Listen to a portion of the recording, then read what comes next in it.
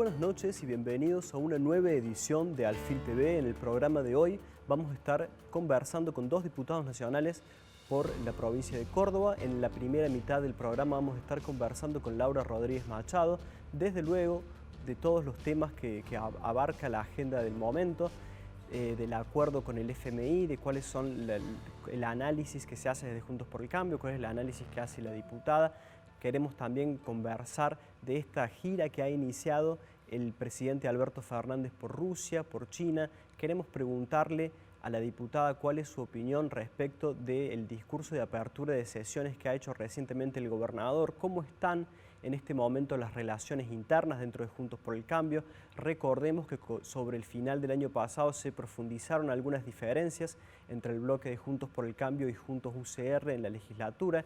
Queremos saber cómo avanza eso y por supuesto también vamos a estar preguntándole a Rodríguez Machado por el avance o la falta de avance en la institucionalización de Juntos por el Cambio en Córdoba, una herramienta determinante para poder definir las candidaturas de cara al 2023. En la segunda parte del programa vamos a estar hablando con Eduardo Fernández, diputado nacional por el Frente de Todos, al que también le vamos a preguntar por los mismos temas, por los temas de agenda, por el acuerdo con el Fondo Monetario Internacional, por las fisuras que esto generó en el propio oficialismo, por el Germán Martínez, el reemplazante de Máximo Kirchner en la titularidad del bloque oficialista, y por la política provincial. Hacia el final del programa, como siempre, vamos a estar con nuestro querido compañero Raúl Dirte Ortiz, hoy de manera virtual, conversando sobre las contratapas de la semana en Diario Alfil. Ahora pasamos a saludar a nuestra invitada. ¿Qué tal, Laura? ¿Cómo estás? ¿Qué tal? Buenas noches. Muchas gracias, como siempre, por acompañarnos. No, por favor. Bueno, Laura, quería empezar por conversar con vos de estos temas que veníamos abordando en la presentación. Principalmente el que fue el tema más trascendental de estas últimas semanas, que fue el acuerdo con el Fondo Monetario Internacional. Ya hay algún margen para hacer un análisis un poco más profundo que el que se pudo hacer en el primer momento. Recuerdo en el programa pasado estaba muy fresco el acuerdo, todavía no se había secado la tinta de la lapicera. ¿Cómo ves el acuerdo con el Fondo Monetario Internacional? ¿Cuál es la opinión que tiene tu sector? Bueno, si bien, como tal cual dices, se ha hecho un avance desde el programa anterior a este en relación al texto del acuerdo, no está firmado el acuerdo aún. Lo que es público es una especie de carta de entendimiento, digamos, para ponerle un nombre, en virtud de la cual el Fondo y el Gobierno Nacional dicen más o menos estos son los ítems sobre los cuales estamos de acuerdo y sobre estos puntos va a terminar configurándose un acuerdo definitivo que por la ley sancionada por el propio kirchnerismo debe pasar por el Congreso de la Nación para que sea operativo. Estamos en la etapa muy preliminar donde están esos puntos de entendimiento y en una circunstancia política muy complicada porque el gobierno, que el gobierno es Alberto Fernández, y es también sus espadas legislativas, es decir, sus bloques. En este caso, sus propias espadas legislativas le dieron la espalda con la renuncia de Máximo Kirchner, que además hay que ver cuántos votos se terminan llevando en su concepción de que este acuerdo no lo estaría avalando gran parte del gobierno, representado justamente en el Congreso de la Nación. Así que en el momento que estamos es un Ejecutivo Nacional que delinea unas líneas de acuerdo y dentro del gobierno una gran resistencia interna para que ese acuerdo prospere. Según leía recién, Guzmán tiene hasta 4 semanas para terminar de firmar este memorándum de entendimiento y enviarlo al Congreso. En el escenario actual, donde no se sabe qué nivel de apoyo va a tener en el propio oficialismo, ¿cómo queda, a qué subordina la oposición su apoyo al acuerdo? En primer lugar, al texto del acuerdo, que no tenemos el definitivo, andan girando supuestos borradores, pero no hay nada concreto.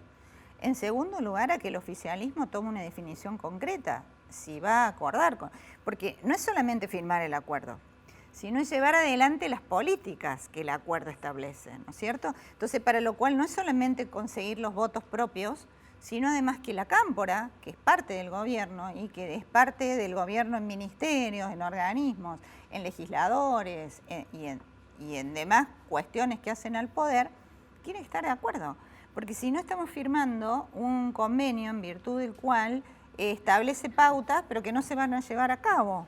Entonces sería, digamos, una peor situación, ¿no? Un incumplimiento al otro día.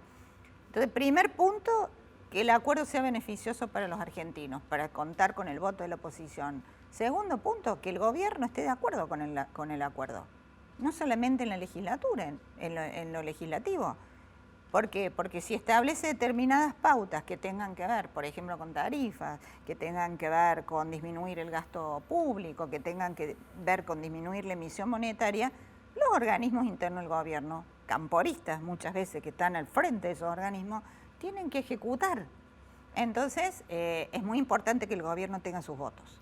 Bueno, en atención a algunas declaraciones que ha hecho recientemente el presidente en su gira por Rusia, hasta no se sabe si Alberto Fernández está de todo de acuerdo con el acuerdo. ¿A quién le está hablando Alberto Fernández cuando cuestiona al Fondo Monetario Internacional cuando todavía ni siquiera ha terminado de sellar el acuerdo? ¿Le está hablando a la interna del oficialismo o a Putin? La verdad que esta gira de Alberto Fernández por Rusia es tremenda. O sea, trascendió un monólogo de Alberto Fernández con Putin, donde le dice que estamos bajo el yugo, por decirlo de alguna manera, del Fondo Monetario Internacional, como si identificase al Fondo Monetario solamente con Estados Unidos, y se olvida que Rusia también integra el Fondo Monetario Internacional.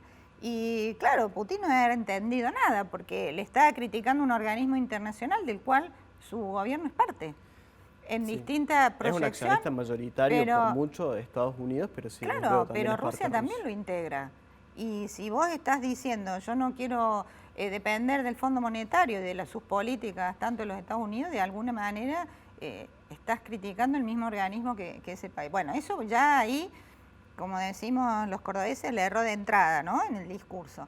Pero además le dice, quiero que Argentina sea la puerta de entrada de Rusia para América Latina. Seguramente lo he dicho en un sentido político, porque en un sentido comercial hay apertura comercial con todos los países del mundo y Rusia comercia con todos los países del mundo. Hecho aparte, también con América Latina. Geopolítico particularmente delicado por todo lo que está sucediendo en Crimea entre Estados Unidos y Rusia, ¿verdad? Y además se lo dice justamente a un país que en este momento está en una seria discusión a nivel geopolítica, donde un país que se independiza de la Unión de Repúblicas Socialistas años atrás, quiere ser independiente, ahora está con la situación de que puede ser invadida en cualquier momento. Entonces, la verdad que un discurso tremendo, a veces los argentinos dicen, bueno, lo dijo en Rusia, pero en este momento de absoluta comunicación internacional, donde por un WhatsApp te enteras de todo, realmente lo de Fernández no tiene... De hecho, seguramente tiene una mayor repercusión si lo dice en Rusia que si lo dice acá en Argentina. Están probablemente. Todos los focos puestos ahí en este momento. Y probablemente los mismos miembros de los organismos con los cuales está negociando leen esto y dicen, pero ¿cómo? Al final... A ver, como bien vos dices, ¿estamos de acuerdo con que la Argentina no caiga en default? ¿Creemos que siempre para estas situaciones el problema está afuera? ¿Es un problema externo? ¿O somos los propios argentinos, nuestros gobiernos, que no han podido disminuir el déficit fiscal, con lo cual o generan inflación o generan deuda? Entonces nunca reconocemos los propios errores, me refiero a cualquier gobierno, y después le echamos la culpa, como los izquierdos universitarios, solamente al Fondo Monetario o a los Estados Unidos, cuando en realidad hay mucha culpa propia, ¿verdad? ¿Crees que estas aseveraciones que ha hecho Fernández estaba intentando más llegar hacia el cristianismo, hacia adentro del Frente de Todos? ¿Las que hizo en Rusia? Sí. Creo que estaba tratando de seducir, no lo logró por la cara de Putin, y seguramente... Putin. Sí, estaba anonadado, y seguramente, claro, él habla también a su núcleo duro, pero ahora cuando habla un presidente, le habla a todos los argentinos, pero habla a todos los inversores, al resto de los países del mundo, a quienes tienen bonos de Argentina, porque Argentina no solamente tiene deuda con organismos internacionales, que la tiene porque no hubo ninguna otra posibilidad de cómo emite un país deuda. Emite bonos, dice mi país sale tanto, yo emito bonos, compren los bonos argentinos y después yo con el tiempo se los voy a pagar como préstamos a individuos. como Argentina está en un país donde ya excede la capacidad bonística que tiene, y además a veces en momentos complicados, donde electoralmente no se sabe quién es el sucesor, se llega a pedir fondos, a estos fondos internacionales, como el Fondo Monetario, que está conformado por todos los países del mundo en un board de directores, donde definen cuáles son las políticas de los países para que puedan después pagar su deuda. Laura, te llevo a las declaraciones de otro político ahora, la apertura de sesiones de la legislatura provincial. ¿Viste Sí. el discurso? ¿Qué opinión tenés de las palabras de Schiaretti? Sí, en algunas cosas obviamente que coincido. Él siempre ha hecho, el gobernador de Schiaretti, una defensa bastante acérrima del federalismo, en lo cual coincido. Ahí mostró las diferencias de cuánto paga el transporte en Córdoba versus el AMBA, la luz acá versus el AMBA y esas situaciones, y creo que hay que ser más enérgico en defender eso.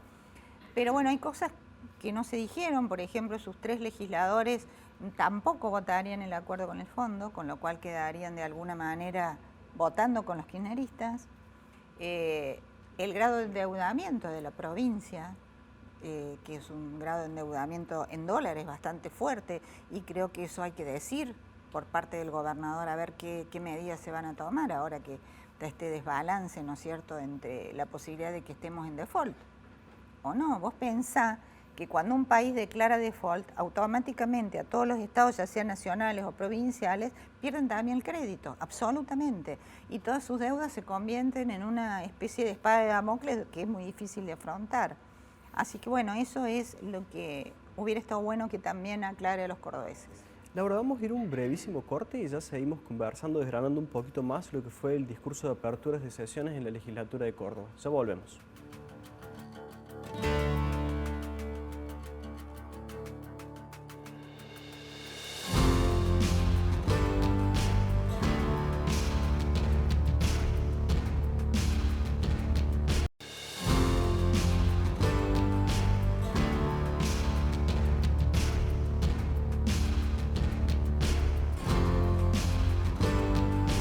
Con el segundo bloque de Alfil TV seguimos conversando con Laura Rodríguez Machado, que recién nos señalaba ciertas ausencias que percibió en el discurso de apertura de sesiones. Una falta de autocrítica, creo, es la crítica más difundida entre la oposición.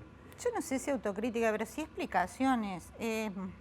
A ver, todos reconocemos aciertos, obviamente, en el gobernador Schiaretti. De hecho, nuestro electorado es compartido con el schiarettismo.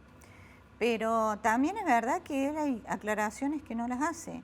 La situación económica de la provincia, la cantidad de empleados, la cantidad de fondos que dedica a difusión y a propaganda. Es decir, eso hay que decirlo, ¿no? La gente no solamente espera los anuncios, sino también espera, bueno, ¿qué pasa con cuestiones que todos nos preguntamos? Eso tendría que haber estado. Laura, te pregunto por algo que seguramente le va a interesar a casi todos los habitantes de Córdoba, o al menos de los vecinos de la ciudad.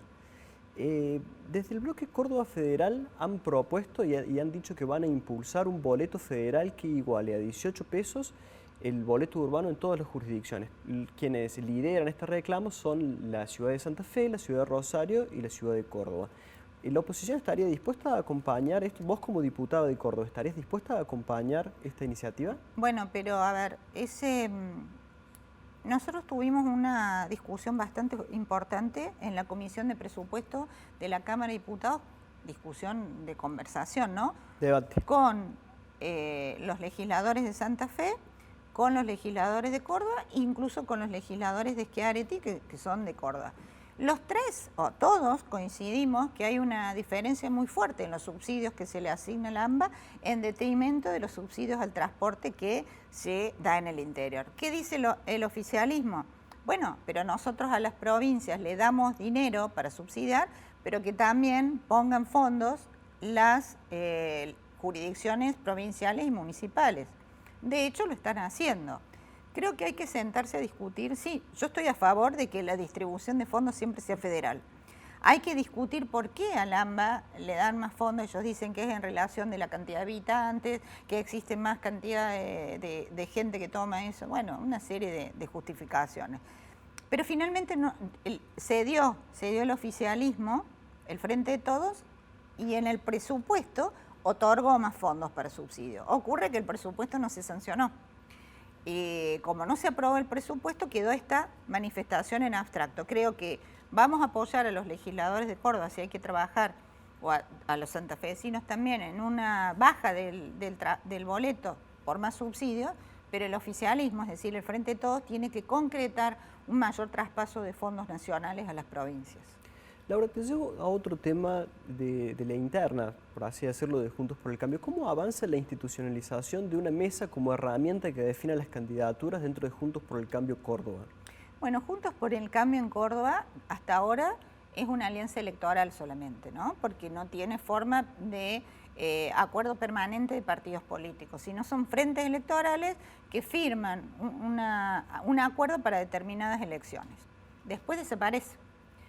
Por eso es que hay una firme decisión de los integrantes de Juntos por el Cambio de convertirlo en un frente permanente, tal como es Juntos por el Cambio en Buenos Aires o a nivel nacional. En eso estamos, los presidentes de los partidos sé que han iniciado ya diálogos conjuntos, ha habido una primera reunión muy extraoficial el 1 de febrero, así es que esperamos un avance de esto a la brevedad. ¿El plazo que se habían puesto en un primer momento era marzo, puede ser? Sí, así es, estamos todavía en término. Laura, ¿ha habido una profundización en las diferencias de los bloques de Juntos por el Cambio y Juntos UCR en la legislatura de Córdoba, principalmente a partir de la votación de esta ley que reguló, las apuestas online? ¿En qué momento están esas tensiones entre estos dos bloques y en general en la vida interna de Juntos por el Cambio Córdoba? Bueno, desconozco, al no estar en la legislatura, si la tensión que ahora reinicia en las sesiones es muy fuerte o no, pero lo que sí estoy segura es que si se institucionaliza esta mesa provincial de Juntos por el Cambio, se va a poder manejar de otra manera estas diferencias que hay internamente entre los bloques, pasa en las municipalidades y pasa también en la provincia. Creo que si hay tensiones fuertes, provienen no solamente por la votación de esta ley que vos indicas, sino también hay cuestiones históricas, ¿no? Internas de los partidos. Pero la mesa provincial de Juntos por el Cambio va a ser una muy buena alternativa para dirimir estos conflictos. Bueno, justamente esta fisura despertó algunas hipótesis, vos sabrás qué tan alocadas o no, de que el PRO podría terminar confluyendo con Hacemos por Córdoba en una alianza de cara al 2023. ¿Vos descartas por completo ese escenario? Sí, el PRO va a permanecer en Juntos por el Cambio, absolutamente. Laura, ¿cómo recibieron las críticas que llegaron hacia el PRO, del lado de juez, por el tema de la regulación de las apuestas online y también una crítica recurrente hacia la gestión económica de Macri? ¿Eso duele, molesta en el PRO o no? ¿O lo tienen incorporado porque es bastante regular? No, nosotros somos una coalición, a ver, que la libertad de opinión, alguien puede no estar de acuerdo en la modalidad de cómo votó uno u otro legislador, eso es una cuestión natural. Acá no tenemos vendado la boca para poder opinar. Ahora, siempre es bueno cuando existen las mesas coordinadoras de que estas diferencias se hablen, se conversen, se diriman o no, pero se traten dentro de lo que es una mesa. El foro interno, digamos. Exactamente. Laura, te llevo a otro tema nacional ahora. ¿Qué te generó esta marcha que se hizo, que organizaron distintos sectores del Frente de Todos en contra de la Corte Suprema de Justicia, que después tuvo como respuesta una marcha a favor? En realidad me parece una barbaridad, ¿no? Acá hay 3 órganos del Estado: Poder Ejecutivo, Poder Legislativo y Poder Judicial. El kirchnerismo ha tratado sistemáticamente de mechar los 3 poderes para quedarse con un poder absoluto. Fíjate vos que el Poder Ejecutivo, cuando perdieron las elecciones, Cristina se encargó de sacar y poner ministros para disminuir el poder que tenía Alberto Fernández. Primer atropello a la democracia de las instituciones. Segundo, el Poder Legislativo. O sea, no le gusta un acuerdo que hace Fernández, se va Máximo Kirchner y se lleva a todos los legisladores. Segundo, tiro en el pie para el Poder Legislativo. Y ahora la Corte.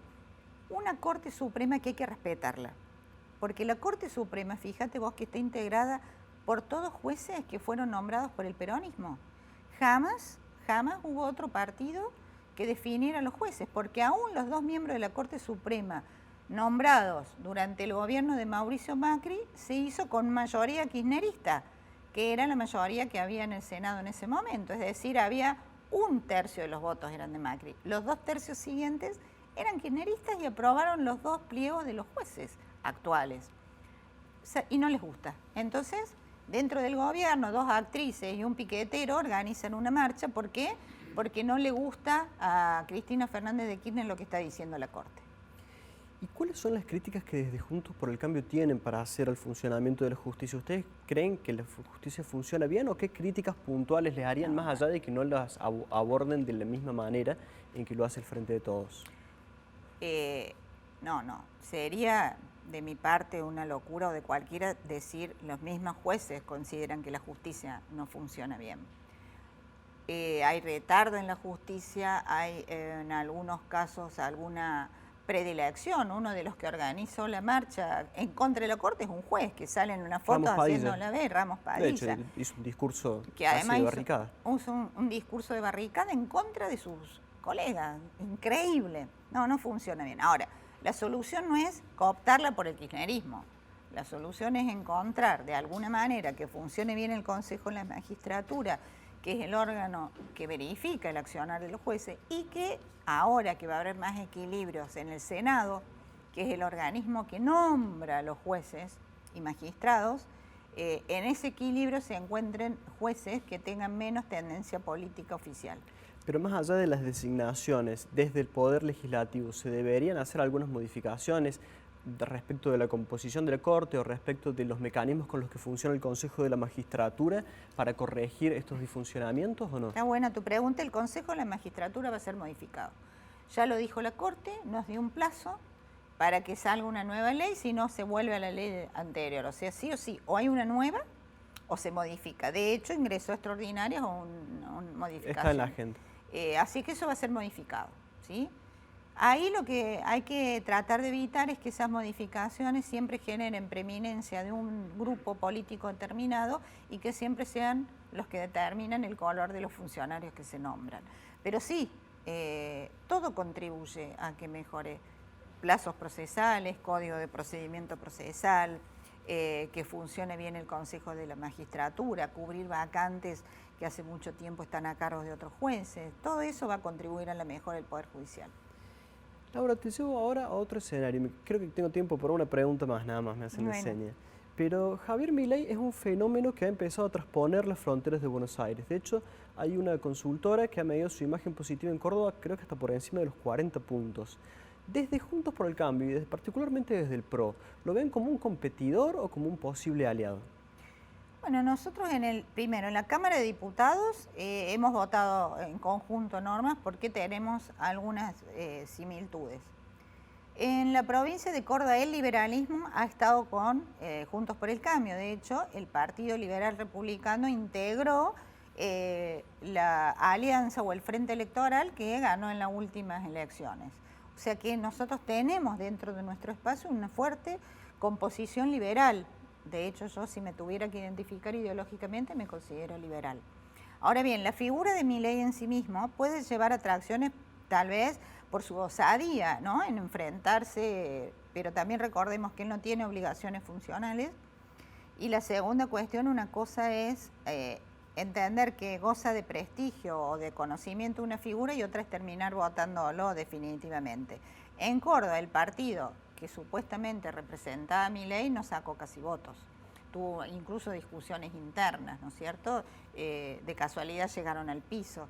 Así que por ahora en Córdoba entendemos que el liberalismo está siendo muy bienvenido en la fila de Juntos por el Cambio. Bueno, Laura, como siempre te agradecemos muchísimo tu participación en el programa. Gracias y bueno, buen inicio del 2022, bueno, ¿no? Periodísticamente. Muchas gracias. Nosotros vamos a ir a un brevísimo corte y ya volvemos con el diputado nacional Eduardo Fernández.